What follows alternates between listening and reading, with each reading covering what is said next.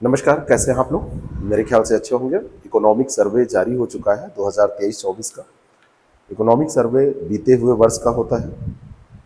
इसको जारी करने के बाद में सरकार के द्वारा बजट जारी किया जाता है। तो इकोनॉमिक सर्वे पर क्या संभावित एमसीक्यूज बन सकते हैं जो आपकी आगामी परीक्षाओं में पूछे जा सकते हैं, जो लगातार पूछे भी जाते हैं। बजट और इकोनॉमिक सर्वे बहुत ज़्यादा इंपॉर्टेंट होता है। तो उन संभावित एमसीक्यूज में लगभग 30 एमसीक्यूज हमने यहाँ पर आपके लिए बनाए हैं। तो वो मैं आपके सामने डिस्कस करने जा रहा हूँ। तो इसको आराम से आप पढ़ लीजिए, थोड़ा सा नोट भी कर सकते हैं। बाकी जो ये एमसीक्यूज हैं, इनकी व्याख्या भी बड़ा महत्व रखती है, बहुत इंपॉर्टेंट है, क्योंकि सारी चीज़ें प्रश्न में कई बार नहीं आ पाती, तो व्याख्या में दे दी जाती है। तो जिन लोगों ने ऐप पर ये कोर्स ज्वाइन कर रखा है, उन लोगों को हम यहाँ पर ये पीडीएफ भी दे देंगे, ये सारी चीज़ें मिल जाएंगी। बाकी लोग उसको नोट भी कर सकते हैं।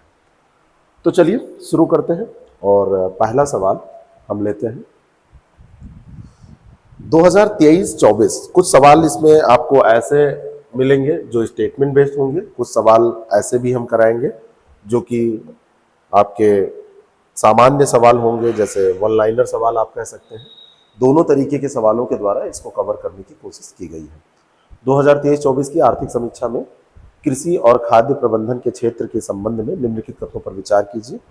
कृषि और संबद्ध क्षेत्र ने पिछले 5 वर्षों में स्थिर मूल्यों पर 4.18% की औसत वृद्धि दर्ज की है। ये पहला स्टेटमेंट है, सत्य आपको बताना है। और 31 जनवरी 2024 तक बैंकों ने 9.4 लाख करोड़ रुपए की 7.5 करोड़ किसान क्रेडिट कार्ड जारी किए हैं। तो ये दोनों की दोनों बातें यहाँ पर सही हैं। जब एग्रीकल्चर सेक्टर से आपसे पूछा जाएगा कि कृषि और संबद्ध क्षेत्र के संबंध में आर्थिक समीक्षा में क्या कहा गया, तो आप इसको बताएंगे। जो शिक्षा सहित कृषि अनुसंधान में प्रत्येक रुपये में से, मतलब प्रत्येक रुपये से 13.85 रुपये का प्रतिफल मिला है, ऐसा भी इसमें कहा गया है। इसी के दौरान आप बात करेंगे सूक्ष्म सिंचाई की, तो 90 लाख हेक्टेयर क्षेत्र को इसके अंतर्गत शामिल किया गया है, सूक्ष्म सिंचाई के अंतर्गत। कृषि आय में सुधार बताया जा रहा है कि हुआ है, विकास केंद्रों को बढ़ाया गया है, और जो ये सुधार हुआ है और विकास केंद्र है वो आशाजनक स्रोत के रूप में उभर कर सामने आए हैं। तो इसका ये प्रश्न भी तैयार करिए और एक्स्ट्रा जो फैक्ट है उनको भी आप नोट करते रहिएगा। अगला जो प्रश्न है रोजगार के संबंध में है। पीएलएफएस के अनुसार 45% से अधिक कार्यबल कृषि क्षेत्र में, 11.4% विनिर्माण क्षेत्र में, 28.9% सेवा क्षेत्र में और 13% निर्माण क्षेत्र में नियुक्त है। ऐसा कहा गया है ना? ऐसा कहा गया है। जो पीरियोडिक लेबर फोर्स सर्वे है उसकी बात हो रही है, पीएलएफएस की। पीएलएफएस के अनुसार 15 से 29 वर्ष के आयु वर्ग में युवा बेरोजगारी दर 2017-18 के 17.8% से घटकर 22-23 में 10% पर आ गई है। इसमें ये आंकड़े जारी किए गए हैं कि 17-18 में 17.8% थी, अभी बेरोजगारी दर घट के 10% पर आ गई है। और इसमें जो युवा की परिभाषा दी जा रही है, वो युवा की परिभाषा भी आपको ध्यान रखना है, 15 से 29 वर्ष के बीच में दी जा रही है। 15 से 29 वर्ष के बीच में ये दी जा रही है। दोनों के दोनों स्टेटमेंट यहाँ पर सही है, सी ऑप्शन इसका बिल्कुल करेक्ट हो जाएगा। ठीक है, तो ये जो आंकड़े जारी किए गए हैं पीरियोडिक लेबर फोर्स सर्वे में, उसके आधार पर ये बात की जा रही है ना। और एक चीज और ध्यान रखिएगा, आपसे यहाँ से सवाल पूछा जाता है कि युवाओं का जो एज ग्रुप है वो कितने साल का इसमें लिया गया है, ये भी आप ध्यान रखिएगा। और इसमें यह भी है कि बेरोजगारी दर, वैसे किसी से आप पूछोगे तो सब लोग कहेंगे कि बेरोजगारी दर बढ़ी है, लेकिन इसमें कहा गया है कि बेरोजगारी दर कम हुई है। अगला जो प्रश्न है, ग्राम सड़क योजना के तहत वर्ष 2014-15 से 10 जुलाई 2024 की स्थिति के अनुसार कितना सड़क निर्माण कार्य पूरा किया गया है। ये मोस्ट इंपॉर्टेंट एक फैक्ट है, आपसे ये पूछा जाएगा। एक वीडियो मैंने स्लाइड बाय स्लाइड जारी किया था, उसको लाइव डिस्कस किया था, उस वीडियो को भी आप देख लीजिएगा, उसका लिंक नीचे डिस्क्रिप्शन बॉक्स में मैं बता दूंगा, वो पढ़ जाएगा, तो उसको भी देख लीजिएगा। वो मेन एग्जाम के लिए बहुत ज़्यादा इंपॉर्टेंट है। यहाँ पे तो एमसीक्यूज है, वो प्रीलिम्स के लिए इंपॉर्टेंट है। तो 14-15 से अभी तक 15.14, यानी 15-14 करके आप याद कर सकते हैं, इतने लाख किलोमीटर सड़क का निर्माण किया गया है। 10 जुलाई 2024 तक के आंकड़े इसमें लिए गए हैं। यानी इतना सड़क निर्माण पूरा किया जा चुका है। अगर देखा जाए तो 2014-15 से अभी तक का जो निर्माण हुआ है उसकी बात हो रही है। अगला जो प्रश्न है, विद्यांजलि पहल के संबंध में निम्नलिखित कथनों पर विचार कीजिए। विद्यांजलि भारत सरकार के शिक्षा मंत्रालय की एक पहल है जिसका उद्देश्य देश भर में सामुदायिक और निजी क्षेत्र की भागीदारी के माध्यम से सरकारी और सरकारी सहायता प्राप्त स्कूलों को मजबूत बनाना है। 16 जून 2016 को शुरू की गई यह पहल स्कूलों को भारतीय प्रवासियों से विभिन्न स्वयंसेवकों जैसे युवा पेशेवर, सेवानिवृत्त लोगों से जोड़ने में मदद करती है। ये 2 स्टेटमेंट इसके बारे में दिए जा रहे हैं। विद्यांजलि पहल बहुत ज़्यादा इंपॉर्टेंट है। देश भर में जितने भी सामुदायिक और निजी क्षेत्र की भागीदारी से जितने भी सरकारी और सहायता प्राप्त जो सरकारी स्कूल हैं उन स्कूलों को मजबूत बनाने की ये पहल है। और प्रवासी भारतीयों जो युवा पेशेवर हैं, सेवानिवृत्त लोग हैं, उनको जोड़कर इसमें मदद ली जा रही है। और 16 जून 2016 को ये कार्यक्रम शुरू किया गया था। केंद्र सरकार ने इसके बारे में दिशा निर्देश जारी किए थे। तो ये दोनों की दोनों बातें सही हैं। सी ऑप्शन इसका बिल्कुल करेक्ट है। और ये मेन एग्जाम के लिए भी बहुत इंपॉर्टेंट टॉपिक है। इसको 100-150 शब्दों में तैयार रखिएगा।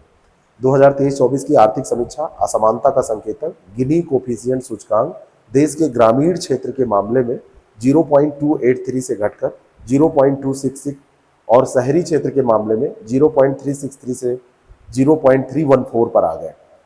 इस सूचकांक के घटने का तात्पर्य क्या है? यानी कि जो गिनी कोफिशिएंट है, अगर गिनी कोफिशिएंट घटता है तो उसका क्या मतलब होता है? गिनी कोफिशिएंट जो होती है वो जनसंख्या के बीच आय के वितरण की माप है। जनसंख्या के बीच, जनसंख्या के मध्य आय वितरण का माप है। ये एक चीज ये ध्यान रखिएगा, वितरण की माप, ये गिनी कोफिशिएंट होती है ना। गिनी इंडेक्स इटली के एक सांख्यिकी विद थे जिनका नाम था कोराडो गिनी। कोराडो गिनी ने 19, इनका नाम भी याद रखिएगा, कभी पूछा जा सकता है। कोराडो गिनी ने 1912 में इसको डेवलप किया था। आर्थिक असमानता के पैमाने के तौर पर इसको इस्तेमाल किया जाता है। जनसंख्या के बीच आय या संपत्ति के वितरण को यह नापता है। और गिनी गुणांक की रेंज 0% से लेके 100% के बीच में होती है। और 0 का मतलब यह होता है कि 0 मतलब पूर्ण रूप से समानता है ना। और 1 यानी कि 0 से 1 के बीच में, जब 1 होगा यानी कि 100% है। और 0 से 1 के बीच एक का मतलब यहाँ 100% को दिखाता है। तो 0 से 1 आप याद रखिएगा, 100% में मत जाइए। 0 से 1 के बीच में इसका जो माप किया जाता है, इसकी जो वैल्यू आती है, तो 1 अगर आ जाती है गिनी कोफिशिएंट की वैल्यू, तो ये पूर्ण असमानता को दिखाती है। और अगर 0 आ जाती है तो ये पूर्ण समानता को दिखाती है, अगर 0 कहीं की आ रही है। और यहाँ की कितनी आ रही है? 0.266, 0.314, यानी कि असमानता है। ये क्या है? तो देश में आर्थिक असमानता को दिखा रहा है, लेकिन ये वैल्यू घट रही है, यानी कि देश की आर्थिक असमानता में कमी आ रही है। बस इसको ध्यान रखिएगा। 0 से 1 के बीच में है, 1 का मतलब 100%, बहुत ज्यादा असमानता है। लेकिन आप ये सब मत ध्यान रखिए, आप याद रखिएगा कि इसकी वैल्यू 0 से 1 के बीच में मापी जाती है। बाकी समझने की चीजें हैं। अगला जो प्रश्न है, 31 मई 2024 तक स्थापित विद्युत उत्पादन क्षमता में गैर जीवाश्म स्रोतों की हिस्सेदारी कितने प्रतिशत हो गई? 31 मई 2024 तक देखा जाए, ये आंकड़े हैं, तो गैर जीवाश्म स्रोतों की हिस्सेदारी जो स्थापित क्षमता है विद्युत की, उसमें 45.4% ये हो गई है। बी ऑप्शन इसका बिल्कुल करेक्ट हो जाएगा। 45.4%, बी ऑप्शन इसका बिल्कुल करेक्ट हो जाएगा। ठीक है। ये अंतर्राष्ट्रीय वित्त निगम की एक रिपोर्ट आई थी। उस रिपोर्ट में जलवायु लक्ष्यों को हासिल करने में भारत के जो प्रयास है उनका उल्लेख किया गया। और इस रिपोर्ट में यह कहा गया कि भारत G20 समूह का एकमात्र देश है जहां 2 डिग्री सेंटीग्रेड ताप वृद्धि की संभावना है। नवीकरणीय ऊर्जा क्षमता को बढ़ाने, ऊर्जा दक्षता को सुधारने के लिए भारत लगातार प्रयास कर रहा है। और 31 मई 2024 तक जो रिपोर्ट आई है उसमें गैर जीवाश्म स्रोतों की जो हिस्सेदारी है वो 45.4% हो गई है ना। जीडीपी की उत्सर्जन तीव्रता को भारत ने कम किया है। 2005 में जो स्तर था, 2019 में जो स्तर है, उसमें तुलना की जाए तो 33% की कमी आई है इसमें। यानी कि भारत जिम्मेदार देश है, अपनी जिम्मेदारी बखूबी निभा रहा है। अगला जो प्रश्न है उसका जवाब, अमृतकाल की विकास रणनीति 6 प्रमुख क्षेत्रों पर आधारित है, इनमें से कौन सा क्षेत्र इसमें शामिल नहीं है? तो ये जो क्षेत्र है, निजी निवेश को प्रोत्साहन, एमएसएमई का विस्तार, विकास के इंजन के रूप में कृषि, विकास के इंजन के रूप में स्वास्थ्य सुविधाएं, तो इसमें ये तीनों क्षेत्र इसमें शामिल किए गए हैं। एमएसएमई के विस्तार है, विकास इंजन के रूप में कृषि है, निजी निवेश को प्रोत्साहन है, ऊर्जा बदलाव के लिए हरित स्रोत है इसमें, है ना, शिक्षा रोजगार के अंतर को कम करना और राज्यों की दक्षता का निर्माण, ये 6 क्षेत्र हैं। ये जो है ये क्षेत्र इसमें शामिल नहीं है, तो डी ऑप्शन इसका बिल्कुल करेक्ट हो जाएगा। और इन क्षेत्रों पर आपसे सवाल पूछे जा सकते हैं, इसको ध्यान रखना, क्योंकि अब जो सवाल बन रहे हैं उसमें कई बार थोड़े से टफ करने के चक्कर में सवाल को थोड़ा सा डीप में जाके पूछा जाता है। अगला जो प्रश्न है, निम्नलिखित कथनों में से सत्य कथन का चयन कीजिए। वैश्विक वस्तु निर्यात में देश की हिस्सेदारी वित्त वर्ष 2024 में 1.8% रही। भारत के सेवा निर्यात में 4.9% की वृद्धि दर्ज की गई है। ये 2 स्टेटमेंट यहां पर दिए जा रहे हैं। पहला स्टेटमेंट कह रहा है कि 2024 में जो वस्तु निर्यात है, देश की हिस्सेदारी इसमें 1.8% रही है वैश्विक स्तर पे, और भारत के सेवा निर्यात में 4.9%, यानी इतना ये बढ़ा है, इतनी इसमें बढ़ोतरी हुई है। सत्य कथन बताने हैं, दोनों के दोनों यहाँ पर कथन सही हो जाएंगे। सेवा निर्यात हमारे यहाँ बढ़ा है, 2024 में 341.1 बिलियन डॉलर ये रहा है, 341.1 बिलियन डॉलर ये रहा है। बिलियन डॉलर में इसको अगर देखें तो इतना रहा है, ठीक है। आईटी और सॉफ्टवेयर और जो अन्य व्यापार सेवाएं हैं उसमें ये ग्रोथ हुई है। अगला जो प्रश्न है उसका जवाब दीजिए। विश्व बैंक के लॉजिस्टिक प्रदर्शन सूचकांक में भारत 2023 में किस स्थान पर है? इसको ध्यान रखिएगा, ये लॉजिस्टिक प्रदर्शन सूचकांक है। एक क्वेश्चन अभी आपको और मिलेगा, वहां पर मैं अंतर बताऊंगा। तो भारत की स्थिति इसमें 6 पायदान अच्छी हुई है। पहले ये 44वें स्थान पर था और ये अब 38वें स्थान पर है। लॉजिस्टिक प्रदर्शन सूचकांक में भारत किस स्थान पर है? विश्व बैंक के द्वारा इसको जारी किया जाता है, तो ये 38वें स्थान पर है। 6 पायदान की इसमें क्या हुई है? 6 पायदान ये घटा है, यानी कि सुधार हुआ है, 44वें से 38वें पे आ गया है, तो ये ध्यान रखिएगा। रिजर्व बैंक ने वित्त वर्ष 2025 और वित्त वर्ष 2026 में महंगाई दर कम होकर क्रमशः कितने प्रतिशत रहने का अनुमान लगाया है? रिजर्व बैंक का ये अनुमान है 2025 और वित्त वर्ष 2026 में ये कम हो जाएगा, तो 25 में कितना रहेगा महंगाई दर? तो महंगाई दर इन्होंने कहा है कि 25 में ये 4.5% रहेगा और 26 में 4.1% रहेगा, है ना। 24 में ये 4.6% है। नहीं, आईएमएफ कह रहा है कि 24 में 4.6% है और 25 में 4.2% रहेगा। अगर आईएमएफ की बात की जाए तो आईएमएफ 24 में कह रहा है कि ये 4.6% है और आईएमएफ कह रहा है 25 में ये 4.2% हो जाएगा। रिजर्व बैंक कह रहा है कि ये अभी वर्तमान में देखा जाए तो 4.5% है और ये घटकर 26 में जो हो जाएगा वो 4.1% हो जाएगा। तो अगर आईएमएफ के अकॉर्डिंग पूछा जाएगा तो ये बताइएगा, और अगर पूछा जाएगा, और ये 24-25 का है, वो 25-26 की बात कर रहा है, जैसा पूछा जाएगा उस हिसाब से इसका आंसर आप दीजिएगा।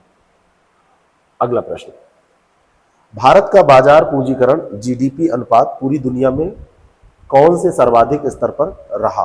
पूरी दुनिया की अगर बात की जाए, भारत का बाजार पूंजीकरण जीडीपी अनुपात, तो भारतीय शेयर बाजार का जो बाजार पूंजीकरण है उसी की बात की जा रही है, जो बहुत ज़्यादा बढ़ा है। और जीडीपी अनुपात के तौर पर अगर पूंजीकरण को देखा जाए तो दुनिया में ये 5th स्थान पर रहा है, 5वें स्थान पर। सी ऑप्शन इसका करेक्ट है। Market capitalisation of the Indian stock market ये इंक्रीज हुआ है, तो उसी पे ये प्रश्न बन रहा है, इसको ध्यान रखिएगा। अगला जो प्रश्न है, भारत का माइक्रो फाइनेंस क्षेत्र किस देश के बाद दुनिया में दूसरे सबसे बड़े माइक्रो फाइनेंस क्षेत्र के रूप में उभरा है? तो भारत का माइक्रो फाइनेंस क्षेत्र सबसे बड़ा अगर पूरे दुनिया में देखा जाए तो सबसे बड़ा है चाइना का, और चाइना के बाद में सेकंड नंबर पर आता है भारत, इंडिया। तो चीन का नंबर 1 हो जाएगा, बी ऑप्शन इसका बिल्कुल करेक्ट हो जाएगा। सबसे बड़े माइक्रो फाइनेंस क्षेत्र के रूप में चाइना, और सेकंड नंबर पर आ गया है इंडिया। वित्त वर्ष 2024 के दौरान कुल कर संग्रह में प्रत्यक्ष करों और अप्रत्यक्ष करों का अनुपात कितना रहा है? तो सबसे पहले आप ये ध्यान रखिएगा, जो प्रत्यक्ष कर है वो ज्यादा है कि अप्रत्यक्ष कर ज्यादा है? तो प्रत्यक्ष कर ज्यादा है। डायरेक्ट टैक्स जो है वो 55% है और 45% इनडायरेक्ट टैक्स है। पहले प्रत्यक्ष पूछा जा रहा है, तो प्रत्यक्ष 55 और अप्रत्यक्ष 45, तो ए ऑप्शन इसका बिल्कुल करेक्ट हो जाएगा। ये ध्यान रखिएगा, ठीक है। प्रत्यक्ष करों का अगर उदाहरण लिया जाए तो जैसे जीएसटी है, माल और सेवा कर है ना, ये अप्रत्यक्ष कर में आएगा। प्रत्यक्ष कर सीधे जो उपभोक्ता पर जो बोझ डालता है, यानी कि वस्तुओं और सेवाओं के लिए उच्चतम मूल्य चुकाकर भुगतान उपभोक्ता करता है, सीधे उपभोक्ता, है ना। तो प्रत्यक्ष करों का भुगतान करदाता सीधे सरकार को करता है और कर का भार सीधे करदाता पर पड़ता है, उपभोक्ता पर पड़ता है। अप्रत्यक्ष करों पर ऐसा नहीं होता है, इनडायरेक्ट जो टैक्स होते हैं, क्लास में मैंने सब आपको बताया है, जो लोग कोर्स में होंगे वो जानते होंगे। सकल मूल्य वर्धित जीवीए की वृद्धि दर वित्त वर्ष 2024 में कितने प्रतिशत 2011-12 के मूल्यों की बात की जाए तो रही है? तो ये आपसे अगर पूछा जाए कि ये कितने प्रतिशत रही है, तो ये 7.2% रही है। ए ऑप्शन इसका बिल्कुल करेक्ट हो जाएगा, है ना। सकल मूल्य वर्धित जीवीए 2024 में 7.2% रही है, और ये 11-12 के मूल्यों पर निकाला जा रहा है, ठीक है। और जो शुद्ध कर संग्रह है वित्त वर्ष 2024 में, इसमें भी बढ़ोतरी हुई है। 2024 में जो शुद्ध आपका कर संग्रह है वो लगभग 19.1% ये बढ़ा है। ये ध्यान रखिएगा, 19.1% ये शुद्ध कर संग्रह है जिसमें बढ़ोतरी हुई है, तो इसको ध्यान रखना है, इंपॉर्टेंट है। तो ए ऑप्शन इसका बिल्कुल करेक्ट हो जाएगा। वित्त वर्ष 2024 के दौरान चालू खाता घाटा जीडीपी का कितने प्रतिशत रहा है? मोस्ट इंपॉर्टेंट क्वेश्चन है। 2024 में चालू खाता घाटा जीडीपी का कितने प्रतिशत रहा है? कैड इसको बोलते हैं। तो ये 0.7% रहा है, 0.7%। डी ऑप्शन इसका बिल्कुल करेक्ट हो जाएगा, ठीक है। 2023 में जीडीपी का जो कैड था वो कितना था? वो था 2% के आसपास, और इस बार है 0.7%। तो 2023 में ये 2% था और इस बार ये घट के कितना हो गया है? 0.7%, ठीक है। तो इसको ध्यान रखिएगा। आपको मैं बताना चाहता हूं कि अगर आप तैयारी कर रहे हैं आरओ मेन एग्जाम की, फाइनली एग्जाम पास करना चाहते हैं, अच्छे से तैयार करना चाहते हैं, मैटर के लिए भटकना नहीं चाहते हैं, तो हमारे पास ये बैच है हिंदी आलेखन और हिंदी निबंध का, बहुत ही अच्छा बैच है, इसको आप ज्वाइन कर सकते हैं। कंक्रीट मटेरियल, कंक्रीट क्लास, बिल्कुल अभ्यास, टेस्ट सब कुछ आपको मिल जाएगा। इसमें टेस्ट सीरीज भी इंक्लूडेड है मेंस की। अगर आप चाहते हैं बीओ बनना और बीओ की तैयारी कर रहे हैं तो फॉर्म आने का आप सुनते ही रहते होंगे, तैयारी पहले करें आप। बीओ प्री कम मेन बैच है, उसको आप ज्वाइन करके तैयारी कर सकते हैं। हमारे पास RO pre cum main batch भी है, आप RO pre cum main batch join करके बहुत ही नॉमिनल फीस में आप पूरी तैयारी कर सकते हैं, प्री की भी, मेंस की भी। पीसीएस भी आप एग्जाम दे रहे हैं तो आसानी से आपकी तैयारी हो जाएगी। और निबंध में अगर आपको कोई दिक्कत होती है तो ये बैच हमारा ज्वाइन करके आप तैयारी कर सकते हैं। अगले प्रश्न पर चलते हैं। वित्त वर्ष 2024, इसको हमने देख लिया है, सीएडी की बात कर ली है। भारत की वास्तविक जीडीपी वृद्धि दर वित्त वर्ष 2024 में कितने प्रतिशत रही है? बहुत ही बढ़िया प्रश्न ये भी है। वास्तविक जीडीपी वृद्धि दर, रियल जीडीपी ग्रोथ रेट, ये कितना रहा है 2024 में? तो ये आप कहिएगा 8.2%। सी ऑप्शन इसका बिल्कुल करेक्ट हो जाएगा, है ना। तो और 3 तिमाहियों में, जो 4 तिमाही होती हैं साल भर में, 3-3 महीने के 4 तिमाहियां होती हैं, 3 तिमाहियों में ये 8% से ज्यादा रही है। तो टोटल अपना निकाला गया तो 8.2% ये आया है। अगला जो प्रश्न है, वास्तविक जीडीपी वृद्धि दर वित्त वर्ष 2024-25 में कितने प्रतिशत रहने का अनुमान लगाया गया है। कितने प्रतिशत ये रहेगी 2024-25 में, क्योंकि ये अभी भविष्य की बात है तो अनुमान की ही बात की जाएगी। तो ये 6.5 से 7% के बीच में बात की गई है। बी ऑप्शन इसका बिल्कुल करेक्ट हो जाएगा। ये कितनी रहेगी, ये अनुमान है कि 6.5 से 7% के बीच रहेगी, है ना। तो ये इसको देखा जाए तो जोखिम काफ़ी हद तक इसमें संतुलित देखा जा रहा है और बाजार की जो स्थितियां हैं वो काफ़ी ठीक ठाक नजर आ रही हैं। आर्थिक समीक्षा 2023-24 के संबंध में निम्नलिखित कथनों पर विचार करें। वित्त वर्ष 23-24 में खुदरा मुद्रास्फीति को 5.4% पर रखने में सफल रहा है, जो कोविड-19 वैश्विक महामारी के बाद से सबसे निचला स्तर है। खुदरा मुद्रास्फीति की बात की जाए, भारत की मुद्रास्फीति दर 2023 में 2 से 6% के लक्ष्य के दायरे में है। दो स्टेटमेंट यहां पर है, ठीक है। 2023 में 2 से 6% के बीच के दायरे में है कि नहीं है, क्योंकि 5.4% बात यहां पर कही जा रही है, तो सवाल रीजनिंग का हो गया। और ये महामारी के बाद सबसे निचला स्तर है, ये भी बात सही है। और ये 2 से 6 के बीच के दायरे में भी है, तो दोनों बातें यहां पर सही हो जाएंगी। सी ऑप्शन इसका बिल्कुल करेक्ट हो जाएगा। डी ऑप्शन यहां पर है, ना तो 1 ना ही 2, ठीक है। तो यहां पर दोनों के दोनों यहां पर सही है। कोविड-19 वैश्विक महामारी के बाद में देखा जाए तो ये खुदरा मुद्रास्फीति का सबसे निचला स्तर है।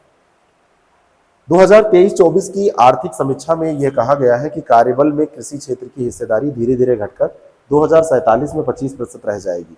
2023 में ये कितने प्रतिशत थी, यानी कि 23 के आंकड़े देखे जाएं तो ये 45.48% है और धीरे धीरे ये घट रही है। 47 में माना जा रहा है कि ये केवल 25% बचेगी, 25% ये बचेगी, है ना। सभी स्तर पर सरकार और निजी क्षेत्र मिलकर प्रयास कर रहे हैं जिससे कि ज़्यादा से ज़्यादा नौकरियां हो, ज़्यादा से ज़्यादा आजीविका लोगों को मिले, ज़्यादा रोजगार मिले, आर्थिक वृद्धि हो, तो ये होना है।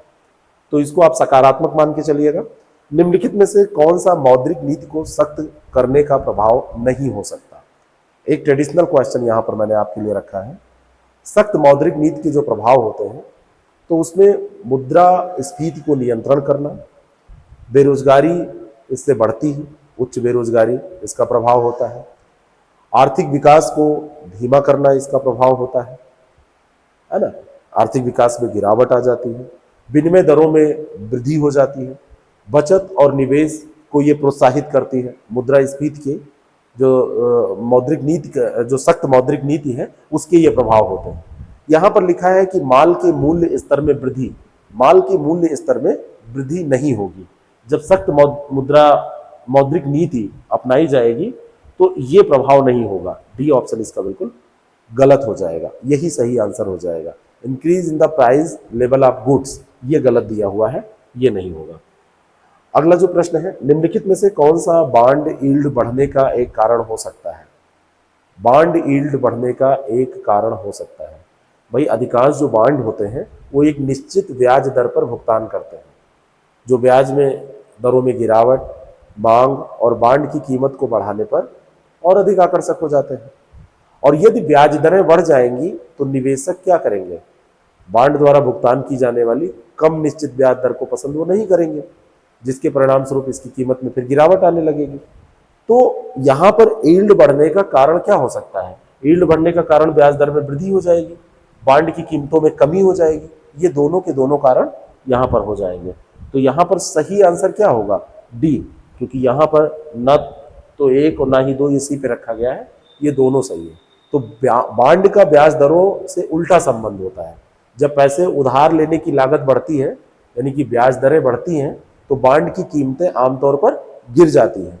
और इसके विपरीत भी होता है, अगर उधार लेने की लागत जो है कम होगी, ब्याज दरें कम हो जाएंगी, तो बॉन्ड दरें की जो कीमतें हैं वो बढ़ जाएंगी। तो बॉन्ड की कीमतों की कमी से मतलब कीमतों में जो कमी होती है तो उसके प्रतिफल में वृद्धि होती है, ये भी ध्यान रखिएगा। तो यहाँ पर सही आंसर क्या हो जाएगा, ये दोनों के दोनों सही हो जाएंगे। आर्थिक सर्वेक्षण 2022-23 निम्नलिखित में से किसके द्वारा तैयार किया जाता है, मतलब किया गया, इसको छोड़िए, 23-24 यहाँ पे करिए, तैयार किया गया, ये प्रश्न रखिए। इसको मैं एडिट करा दूंगा, ये ऐसे लिख गया है। क्वेश्चन नंबर ये 22 है हमारा, ठीक है। तो ऐसे ये लिख गया है, इसको मैं सही करा दूंगा। तो किसके द्वारा ये तैयार किया गया है? तो ये तैयार किया जाता है आर्थिक मामलों के विभाग में, जो बजट प्रभाग होता है उसके द्वारा। ए ऑप्शन इसका बिल्कुल करेक्ट हो जाएगा। वित्त मंत्रालय के द्वारा जारी किया जाने वाला ये दस्तावेज है और इसको तैयार इसके द्वारा किया जाता है। और केंद्रीय बजट के एक दिन पहले आमतौर पर इसको प्रस्तुत किया जाता है। जिस दिन केंद्रीय बजट आना होगा उसके एक दिन पहले, ठीक है। मुख्य आर्थिक सलाह के मार्गदर्शन में यह तैयार होता है। आर्थिक मामलों के विभाग के द्वारा, जो आर्थिक अर्थशास्त्र प्रभाग होता है उसके द्वारा इसको तैयार किया जाता है। अगला जो प्रश्न है, भारत की अर्थव्यवस्था किस वर्ष में कोविड महामारी पूर्व के स्तर को पार कर चुकी है? यानी कि उस स्तर को पार कर दिया। आर्थिक गतिविधि जो लॉकडाउन से पहले की थी वैसी आ गई थी। तो किस साल में ऐसा हुआ था? तो ये डेट भी पूछी जा सकती है। ये 13 सितंबर 2020 को ये हुआ था। ए ऑप्शन इसका बिल्कुल करेक्ट हो जाएगा। 13 सितंबर 2020 तक आर्थिक गतिविधि लगभग लॉकडाउन के पहले के स्तर पर वापस आ गई थी, है ना। इकोनॉमिक एक्टिविटी ऑलमोस्ट रिटर्न हो गई थी, प्री लॉकडाउन लेवल पे वो आ गई थी। विदेशों से सबसे अधिक धन प्रेषण प्राप्त करने वाले देशों का सही अवरोही क्रम। सबसे ज्यादा भारत का जो इस बार का रहा है वो 120 बिलियन डॉलर को क्रॉस कर गया है। भारत वैश्विक स्तर पर विदेशों से सबसे अधिक धन प्रेषण प्राप्त करने वाला, यानी कि रिमिटेंस प्राप्त करने वाला देश है। सेकंड नंबर पर भारत के बाद मैक्सिको आता है, फिर चीन आता है, फिर फिलीपींस आता है, ठीक है। तो भारत, मैक्सिको, चीन, फिलीपींस, और फिफ्थ नंबर पर अगर आपसे पूछा जाए तो ये पाकिस्तान है। ए ऑप्शन इसका बिल्कुल करेक्ट हो जाएगा। एक क्वेश्चन यहां पर देखिए, विश्व बैंक लॉजिस्टिक प्रदर्शन सूचकांक 2023 में अंतरराष्ट्रीय शिपमेंट श्रेणी की अगर बात की जाए, अगर शिपमेंट श्रेणी की बात की जाए तो शिपमेंट कैटेगरी में ये भारत का स्थान क्या है? वहां पर अभी आपने पढ़ा था 44 से 38 6 पायदान सुधार हुआ था। शिपमेंट श्रेणी में और अच्छा स्थान है, 44वें स्थान पर यह था और जस्ट उसके आधे पे आ गया है, अभी 22वें स्थान पर है। तो शिपमेंट श्रेणी में इसी में लॉजिस्टिक प्रदर्शन सूचकांक में ये 22वें स्थान पर है। तो बी ऑप्शन इसका करेक्ट हो जाएगा। निम्नलिखित में से कौन सा एक कथन सही नहीं है? भारत विश्व का दूसरा सबसे बड़ा वस्त्र निर्माता और शीर्ष 5 निर्यातक देशों में से एक है। भारत का फार्मास्यूटिकल क्षेत्र में दुनिया का तीसरा सबसे बड़ा बाजार है। भारत यहां पर लिखिए। भारत की कोयला उत्पादन में आयात पर निर्भरता बढ़ी है। इनमें से कोई भी नहीं। कौन सा सही नहीं है? इनमें से कोई नहीं, यानी कि सब सही है, लेकिन ये गलत है। ये जो निर्भरता है ये कम हुई है ना। तो सी ऑप्शन इसका बिल्कुल करेक्ट हो जाएगा। भारत की जो निर्भरता है वो कम हुई है। भारत का जो इलेक्ट्रॉनिक्स विनिर्माण क्षेत्र है, वैश्विक बाजार हिस्सेदारी उसकी भी ठीक ठाक है। तो ये 3.7% है जो हमारे यहाँ का इलेक्ट्रॉनिक्स विनिर्माण क्षेत्र है। इलेक्ट्रॉनिक्स की बात की जाए तो इसमें वैश्विक भागीदारी 3.7% की है, इसको भी ध्यान रखिएगा। मिशन लाइफ का उद्देश्य क्या है? मिशन लाइफ का उद्देश्य बहुत ही बढ़िया प्रश्न है, ये आपसे पूछा जा सकता है। मिशन लाइफ का उद्देश्य क्या है? अत्यधिक खपत की तुलना में सावधानी के साथ खपत को बढ़ाना, अत्यधिक जल बचाना, मृदा को संरक्षित करना, या इनमें से कोई नहीं। मिशन लाइफ अत्यधिक खपत की तुलना में सावधानी के साथ खपत को बढ़ावा देने का मानवीय स्वभाव विकसित हो पाए, इस पे जोर देता है। अत्यधिक वैश्विक खपत जो है वो जलवायु पर प्रतिकूल प्रभाव डालती है और जलवायु परिवर्तन की जो समस्या है उसकी जड़, उसकी रूट की बात की जाए तो यहीं पर है। तो ये ए ऑप्शन करेक्ट हो जाएगा। और इसी में बात की गई है जो हमारी वेस्टर्न आदतें हैं उनको, वो जो कल्चर है उसको दूर करने की जरूरत है, क्योंकि वो लोग उपभोक्तावादी हैं। उपभोक्तावाद जो है वो कभी अच्छा नहीं होता है प्रकृति के लिए। तो इस लिहाज से ये मिशन लाइफ बड़ा इंपॉर्टेंट है। अगला जो प्रश्न है, महिला श्रम बल भागीदारी के संबंध में निम्नलिखित तथ्यों पर विचार कीजिए। महिला श्रम बल भागीदारी दर 6 वर्षों से बढ़ रही है, यानी कि 17-18 में 23.3% से बढ़कर 22-23 में 37% हो गई है। और ये मुख्य रूप से ग्रामीण महिलाओं की बढ़ती भागीदारी से प्रेरित है। यहाँ पर जो भागीदारी बढ़ रही है वो शहरों में तो श्रम बल में पहले से थी, ऐसा आप कहेंगे?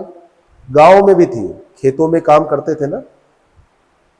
अब गांव की जो भागीदारी है वो श्रम बल में, वो महिलाओं की इसीलिए ज्यादा है क्योंकि खेतों में महिलाएं काम करती हैं, मजदूरी करती हैं महिलाएं, है ना, अन्य कामों में भी वो पार्टिसिपेट करती हैं।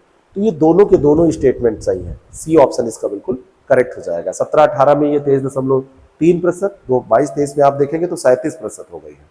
तो ग्रामीण महिलाओं की बढ़ती भागीदारी से ये प्रेरित है, ठीक है ना। 15 वर्ष या उससे अधिक आयु की जो व्यक्ति हैं उन्हीं को आप श्रम बल में सही से लेंगे, नहीं तो वो बाल श्रम में आ जाएंगे, तो ध्यान रखिएगा, ठीक है। तो बेरोजगारी दर भी निकालते हैं, श्रम बल की भागीदारी निकालते हैं, तो ये चीजें ध्यान रखिएगा। तो लैंगिक दृष्टिकोण से महिला श्रम बल भागीदारी 6 वर्षों में ये बढ़ी है। निम्नलिखित में से गलत कथन आपको चुनना है। भारत का फार्मास्यूटिकल बाजार वर्तमान मूल्य 50 बिलियन अमेरिकी डॉलर, दुनिया का तीसरा सबसे बड़ा बाजार है, अभी कहीं हमने आपको बताया भी था। दूसरा है कि भारत दुनिया का दूसरा सबसे बड़ा कपड़ा विनिर्माता है और शीर्ष 5 निर्यातक देशों में से एक है। अभी एक क्वेश्चन में हमने इस स्टेटमेंट को वहां पर भी रखा था, आपसे गलत पूछा जा रहा है। यहां पर ये दोनों सही हैं, यानी कि गलत कोई भी नहीं है, डी ऑप्शन इसका बिल्कुल करेक्ट है। गलत पूछा जा रहा है तो आंसर जब आप देंगे तो इस क्वेश्चन में इन चीजों को ध्यान रखा करिए कि पूछा क्या जा रहा है, नहीं तो सही सही आंसर आते आते आपका क्वेश्चन गलत हो जाएगा।